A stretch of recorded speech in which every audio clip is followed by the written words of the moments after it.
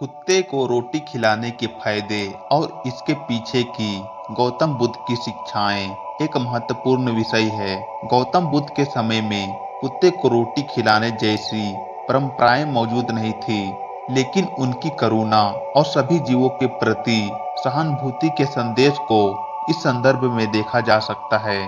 कुत्ते को रोटी खिलाना एक धार्मिक और सामाजिक प्रथा है जो बहुत प्रचलित है। कुत्ते को रोटी खिलाने से वैज्ञानिक और धार्मिक दृष्टिकोण से भी कई फायदे हैं। तो आइए हम सभी जानते हैं कुत्ते को रोटी खिलाने के फायदे के बारे में। आध्यात्मिक का विकास। गौतम बुद्ध ने यह सिखाया कि आध्यात्मिक का मार्ग परोपकार और सेवा से होकर गुजरता है। जब हम किसी भूखे कुत्ते को भोजन देते हैं तो यह हमारे भीतर आध्यात्मिक चेतना को जागृत करता है। यह कार्य हमें अहंकार से दूर ले जाता है और हमें यह सिखाता है कि हर जीव महत्वपूर्ण है, चाहे वह छोटा हो या फिर बड़ा।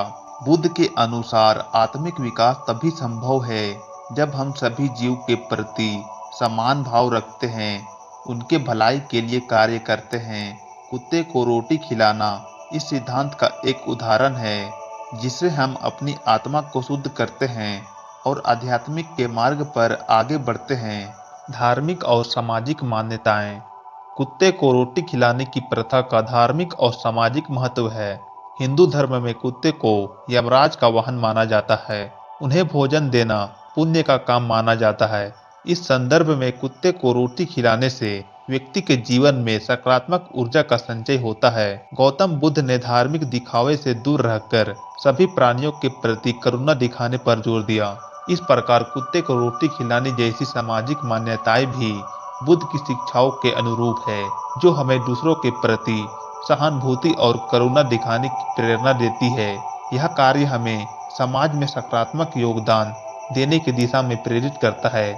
नकारात्मक ऊर्जा का नाश।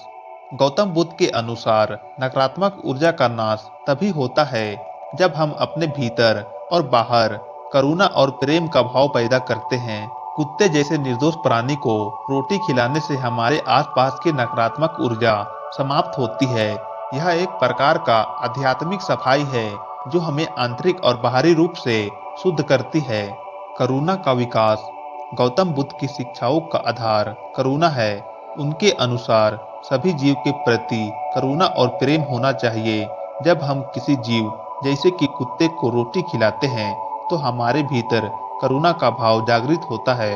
यह न केवल हमें मानसिक रूप से मजबूत बनाता है, बल्कि हमारे चारों ओर सकारात्मक का वातावरण भी तैयार करता है।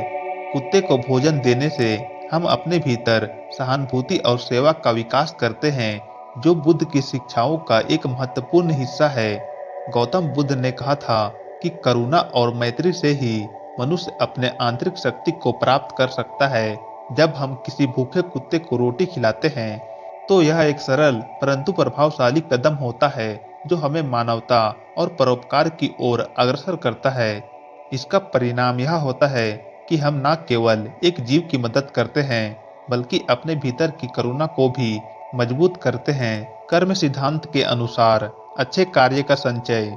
बुद्ध की शिक्षाओं में कर्म का सिद्धांत बहुत महत्वपूर्ण स्थान रखता है। उन्होंने कहा कि हमारे सभी कर्मों का फल हमें किसी न किसी रूप में मिलता है। जब हम कुत्ते को रोटी खिलाते हैं तो यह एक प्रकार का सकारात्मक कर्म होता है। इससे हमारे अच्छे कर्मों का संचय होता है, जो जीवन में सुख और शांति के मार्ग को आगे बढ़ाता है। बुद्ध के अनुसार जब हम जीवों की सेवा करते हैं तो यह एक प्रकार का पुण्य का कार्य है। यह कर्म हमें भविष्य में अच्छे परिणाम देता है। इस प्रकार कुत्ते को रोटी खिलाना न केवल तत्काल रूप से एक अच्छे कार्य के रूप में देखा जाता है, बल्कि यह हमारे अगले जीवन में भी सकारात्मक परिणाम लाता है।